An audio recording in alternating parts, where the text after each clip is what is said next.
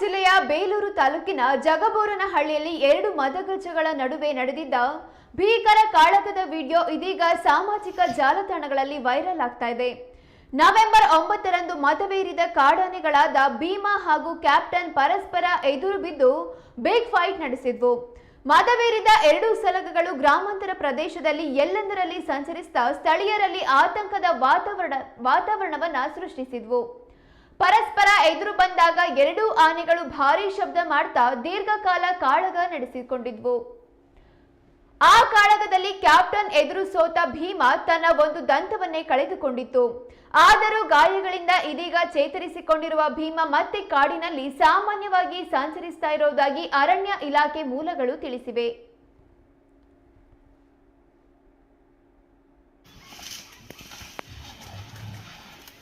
ಇಲ್ಲಿ ಬಂದರೆ ಇವನು ಉಳಿಸ್ ಮಾಡೋಂಗಿದೆ ಅಲ್ಲ.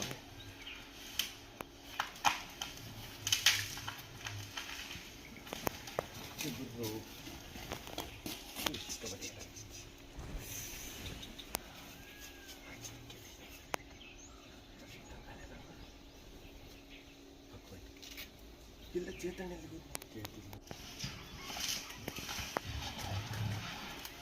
ಇಲ್ಲಿ ಬಂದರೆ ಇವನು ಉಳಿಸ್ ಮಾಡೋಂಗಿದೆ ಅಲ್ಲ.